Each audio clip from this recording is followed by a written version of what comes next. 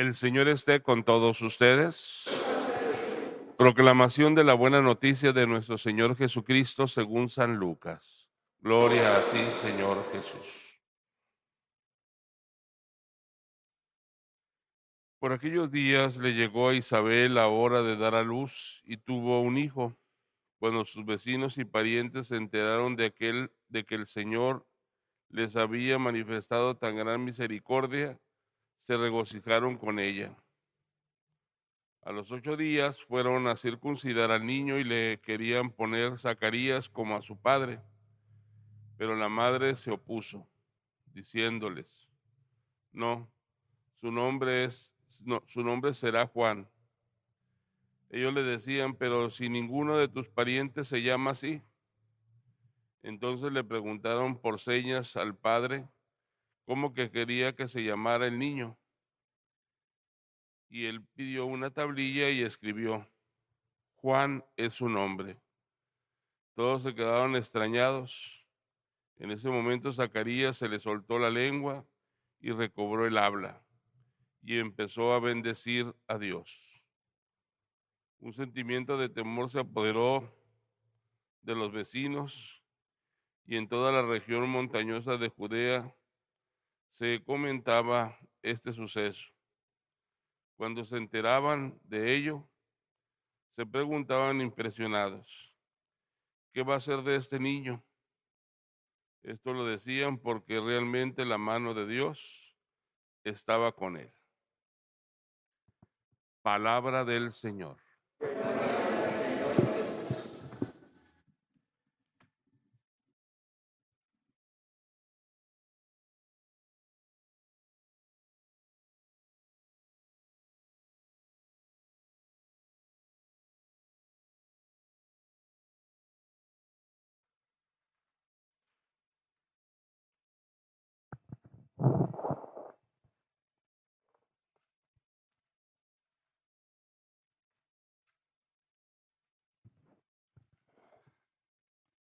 En el Antiguo Testamento, al prometérsenos la venida de un Salvador, de un Mesías, se nos habla también de que será precedido por un mensajero, por alguien que venga a preparar el camino, por alguien que venga a disponer los corazones para que así cuando Él llegue, encuentre un pueblo bien dispuesto a recibirlo. Ya desde tiempos anteriores a Malaquías, a quien hoy escuchamos en la primera lectura, Isaías nos había hablado de aquel mensajero. Soy la voz del que grita en el desierto, preparen un camino al Señor. Allanen las alturas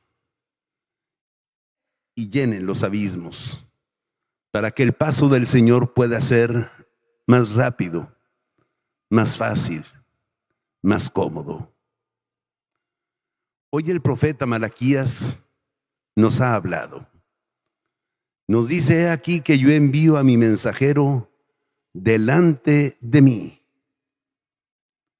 De pronto, de improviso, de manera sorprendente, entrará en su santuario el Señor a quien ustedes desean. El mensajero de la alianza a quien todos ustedes buscan. Él será como un fundidor que refina con fuego el oro y la plata.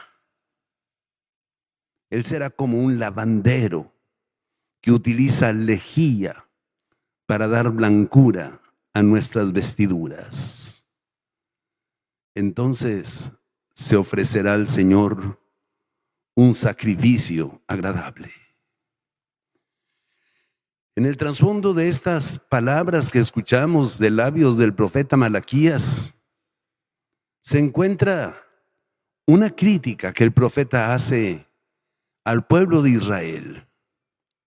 Habían regresado del exilio, habían reconstruido el templo, habían sido días de gozo, de fervor, de devoción, pero el tiempo pasaba y los corazones empezaban a perder aquel fervor con el que reconstruyeron el templo, aquella alegría de los primeros días a su regreso del destierro. Los sacrificios en el templo muchas veces eran sacrificios que Malaquías criticaba.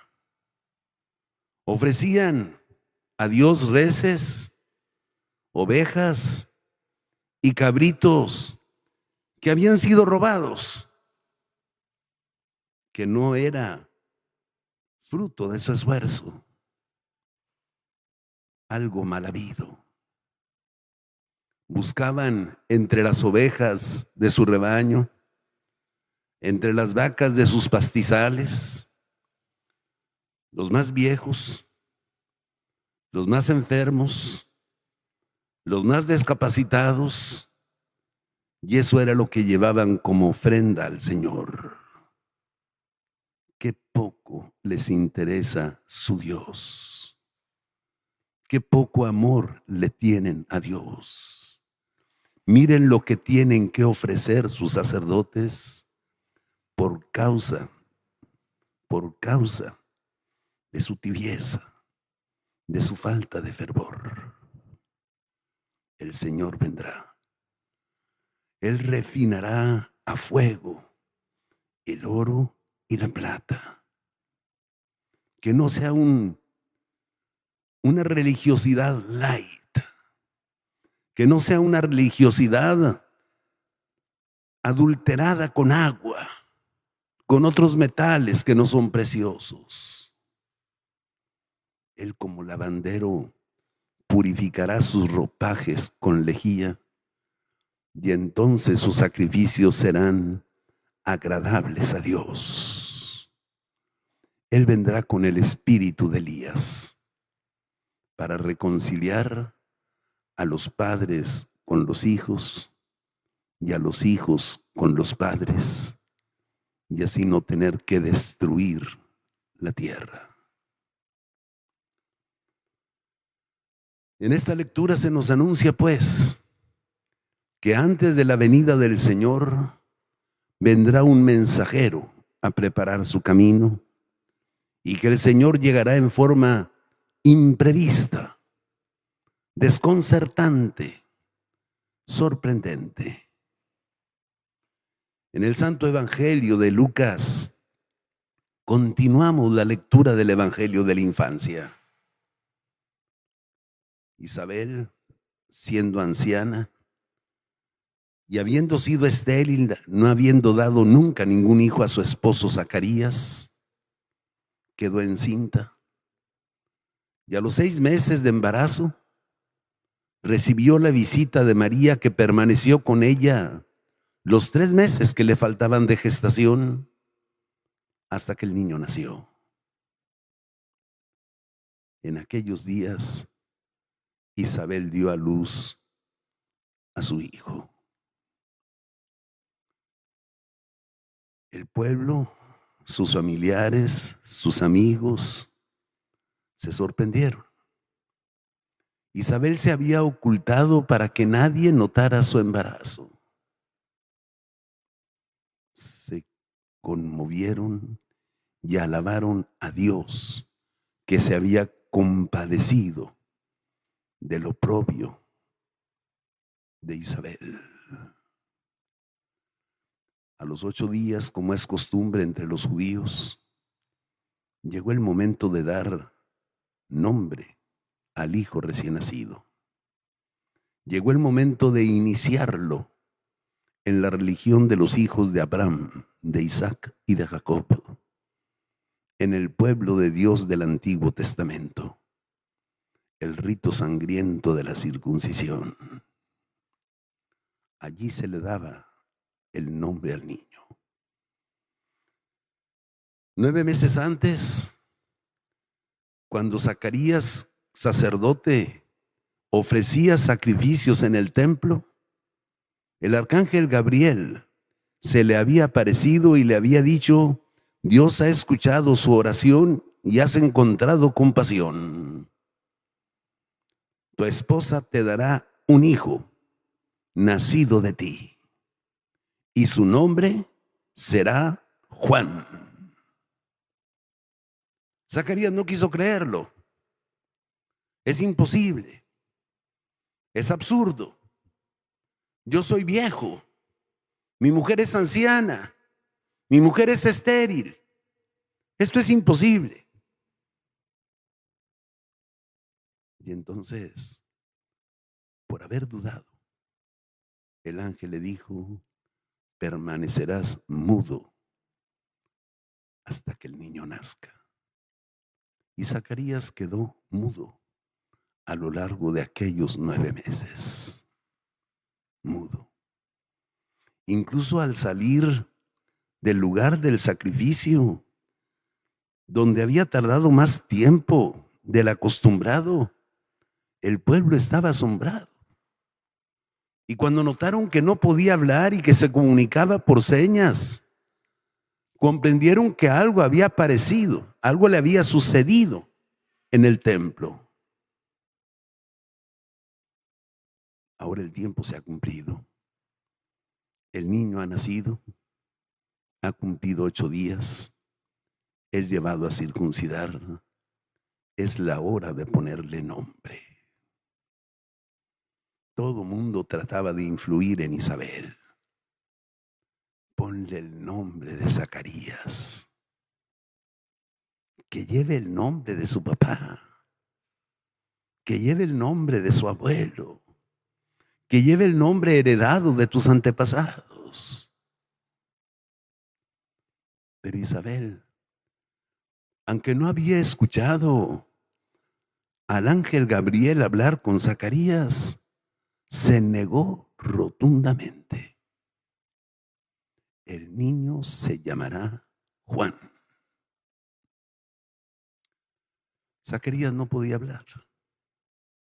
Zacarías estaba mudo. Pero era derecho del padre, no de la madre, ponerle nombre al hijo. Era signo de que reconocía su paternidad. Era signo de que ese hijo era verdaderamente suyo. Entonces acudieron a Zacarías y le llevaron una tablilla para que en ella escribiera: ¿cómo quieres que se llame tu hijo? Y él escribió: su nombre es Juan. Su nombre es Juan. Y en ese momento se le soltó la lengua. Recuperó el habla y empezó a alabar y bendecir a Dios, que le había mostrado su misericordia. El día de mañana, en el Santo Evangelio, en las misas matutinas, escucharemos ese hermoso cántico en el que Zacarías bendice al Señor nuestro Dios. Bendito sea el Señor, Dios de Israel, porque ha visitado y redimido a su pueblo, suscitándonos una fuerza de salvación en la casa de David su siervo, como lo habían prometido a los profetas. Y refiriéndose a su hijo, mirando hacia ese niño recién nacido que iba a ser circuncidado, le dice: y a ti, niño, te llamarán profeta del Altísimo, porque irás delante del Señor para preparar sus caminos, para anunciar la salvación y la misericordia de nuestro Dios, y guiar a su pueblo por caminos de paz. Un himno hermoso, un himno que la iglesia recita día tras día en la oración de la mañana. Sacerdotes, obispos, diáconos, seminaristas, religiosos, religiosas y muchos laicos que acompañan a sus sacerdotes Bendito sea el Señor, Dios de Israel, porque ha visitado y redimido a su pueblo. Ese es el evangelio que hoy hemos escuchado. Juan.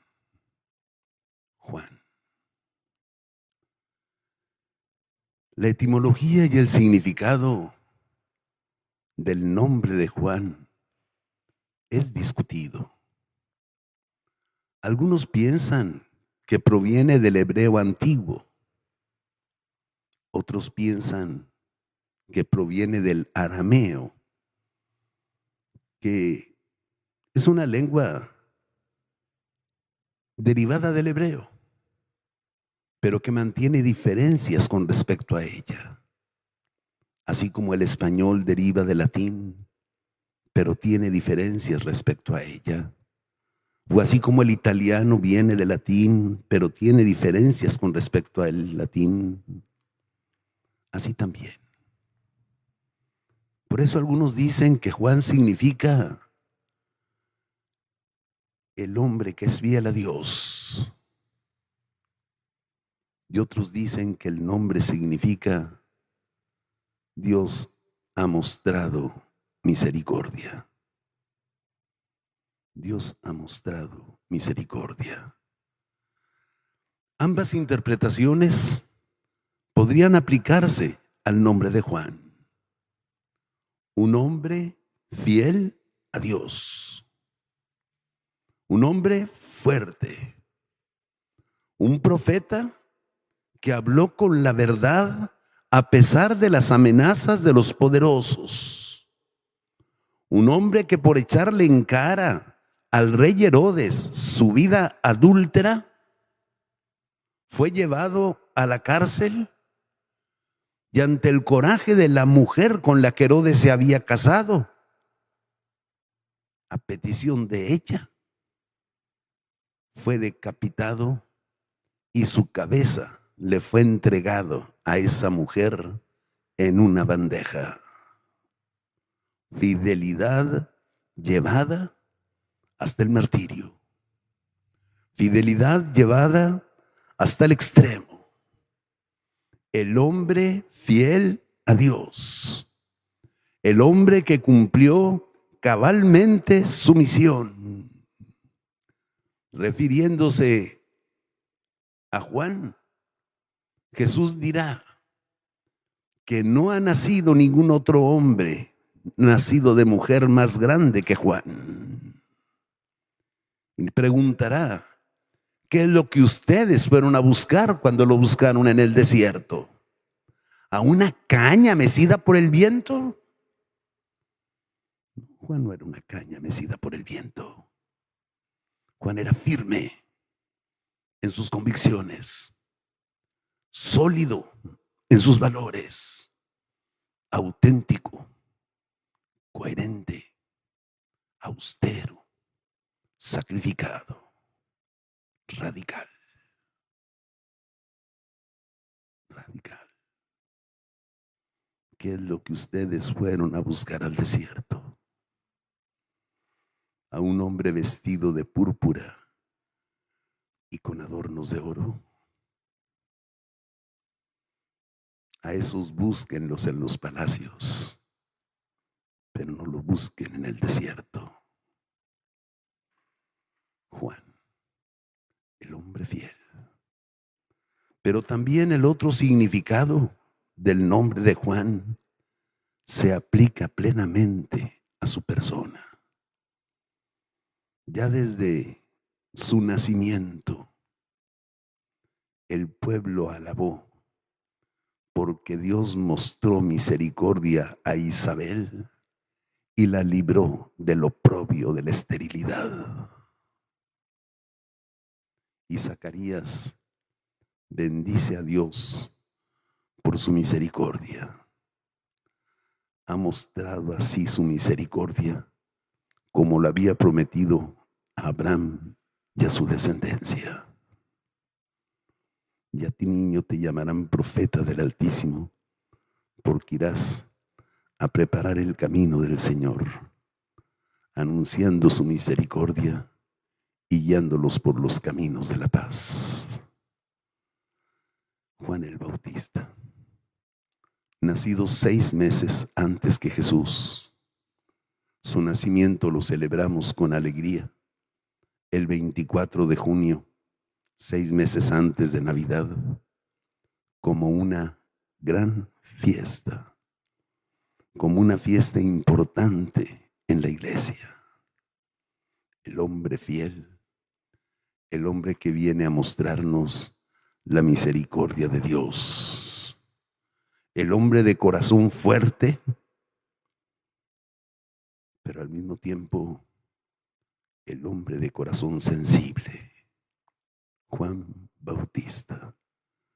Hoy se nos anuncia, hoy se nos recuerda el nacimiento de ese niño y se nos recuerda también la importancia del nombre que nosotros damos a nuestros hijos. El nombre que nosotros damos a nuestros hijos debe de representar el proyecto que nosotros tenemos para él, el augurio de lo que deseamos para él.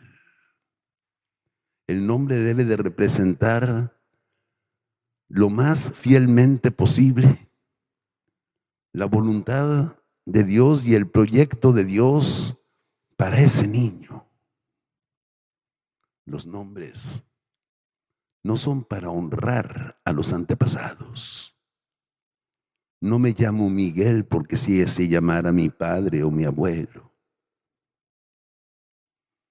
Los nombres indican una misión, indican un proyecto, indican un sueño.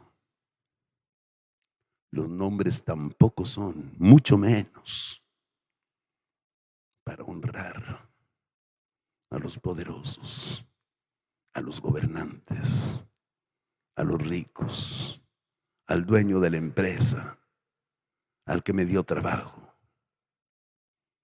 Mucho menos para honrar a los ídolos del momento, el nombre del cantante, el nombre de la artista de la última telenovela, el nombre de moda, el nombre del futbolista, el nombre del político, el nombre es mucho más que eso. Por eso el nombre se impone en ese momento sagrado en que somos iniciados, incorporados al pueblo santo de Dios. La misión de Juan, purificar al pueblo. Por eso él anunciaba un bautismo y exigía arrepentimiento y conversión. El tiempo ha llegado. Arrepiéntanse de sus pecados. Arrepiéntanse de sus pecados y bautícense, porque ya está el hacha puesta a la raíz del árbol, y todo aquel que no dé fruto será cortado y arrojado al fuego. Vino a purificar, pero también hermosamente vino a reconciliar los corazones de los padres con sus hijos y los corazones de los hijos con sus padres, a restaurar las relaciones familiares, que es la institución más importante en la vida de cada uno de nosotros, nuestra familia. Cuánta falta de diálogo, cuánta falta de comprensión, cuánta falta de gratitud de los hijos hacia los padres, cuánta falta de responsabilidad de los padres hacia los hijos. Reconciliar a la familia. Pero más allá de eso, de reconciliar a los padres con los hijos, es también servir de puente entre los dos testamentos, entre los dos pueblos, entre el pueblo de Dios de la antigua alianza y el pueblo de Dios de la nueva alianza, que debemos aprender a vivir como hermanos, A lo largo de los siglos, muchas veces, la iglesia culpó a los judíos de la muerte de Jesús, y muchas veces en los países cristianos los judíos fueron maltratados y oprimidos. Muchas veces también los judíos se han escandalizado de nuestra fe y nos han excluido de su amistad. Existe un solo pueblo de Dios. El pueblo de Dios de la antigua alianza es el pueblo de Dios de la nueva alianza. Dios no estableció unas bodas nuevas con una mujer distinta, siendo fiel a la anterior, sino Dios renovó su alianza y nos incorporó a su pueblo santo por medio del bautismo. Esos son los misterios que hoy recordamos en esta Santa Misa. Y hoy le pedimos al Señor que seamos capaces, en medio de los dolores y de las tristezas, en medio del sufrimiento, en medio de las penas, de contemplar, de experimentar la misericordia que Él nos tiene. Continuemos nuestra celebración.